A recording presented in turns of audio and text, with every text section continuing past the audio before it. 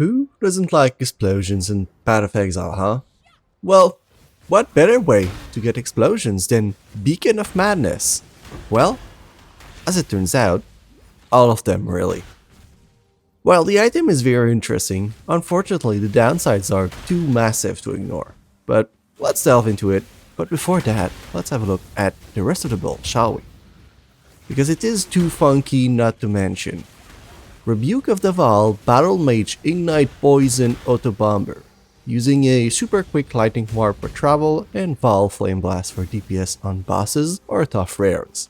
Fair disclaimer here, it's not a build guide, more of a showcase and explanation of an experiment I made with this. So, clear-wise, it tends to be pretty good and fast, seeing how our lightning warp is very fast and the explosion ignite chain clear mostly everything. And for the Vaal Flame Blast, we should be sitting at about 1.6 or 1.7 million DPS. PUB doesn't exactly take into account the 10 stacks of poison you'll get from Vaal Flame Blast, nor the possible explosions and resulting poison, so it should be a little bit higher than the about 1.4 it gives us. But not everything about this build is rosy and shiny. Let's just do a quick breakdown of the PUB and the gearing. We are using several uniques, and the rest is mostly just the usual fill in the gaps in life, res, some mana, and damage mods, with the shield being a little bit more specific, but we'll get to that. As for cluster jewels, the only one we really care is Fan the Flames to make sure to spread the ignites from all the explosions. For the uniques, we have Rebuke of the Vaal for its massive DPS, because we're using Cut Against Crown, yes, really, for Battle Mage, which will give us Rebukes of the Vaal flat damage to our spells. Obviously, this build is centered around Beacon of Madness boots, more specifically the Cold Lightning variant for the Glorious Madness skill. And finally, we mitigate its downside with Warp, Timepiece, and Stasis Prison. Tree-wise, well, here we go. Nothing super out of the ordinary. POB is also in the description, by the way. Nothing wild here, and Elementalist for Shaper of Flame for the guaranteed ignites, and the rest is mostly up to personal preferences. As for gems, the main interesting part from the usual setups is the fact that we use Spellblade to double dip on the massive flat of Rebuke, and the shield setup, which again, I'll explain later. If you really care, you can look at the POB in the description. Back to Beacon of Madness, the real big centerpiece of this build. The Cold and Lightning variant is very interesting. It gives us three main things.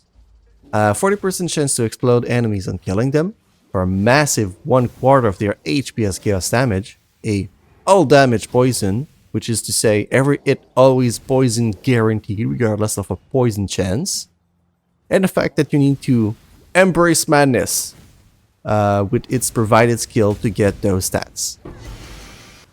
Well, what is Embrace Madness? Probably one of the worst debuffs in the game, no big deal. Let's start by reading it out. You're going gloriously mad. You will be repeatedly touched in random ways. What? Hold on. Thanks, game, I guess. Moving on. The game can touch you in 4 different ways, randomly, every second, applying a stacking debuff, up to 10 stacks each, that lasts 20 seconds by default. And the debuff duration refreshes every time it gets reapplied. These debuffs are Eroding, which is 6% increased damage taken per stack, Paralyzing, which is 6% reduced action speed per stack, Diluting, which is 9% reduced flash charge gain in effect per stack, Wasting, which is 9% reduced life and ES recovery rate per stack. So, all maxed out, that's 60% increased damage taken, 60% reduced action speed, 90% reduced flash charge gain and flask effect, and 90% reduced life and ES recovery. Pretty crippling, right? Well, then, what are the ways to remove those stacks then? Well, there are 3 ways. Deactivating the skill and having an 8-second cooldown, deactivating the skill by disabling the boot via weapon swap by not meeting the stat requirements of a socketed gem inside the boots anymore, which also skips cooldown, or simply by waiting out the expiration of the debuff that has a base of 20 seconds, which is mathematically unlikely.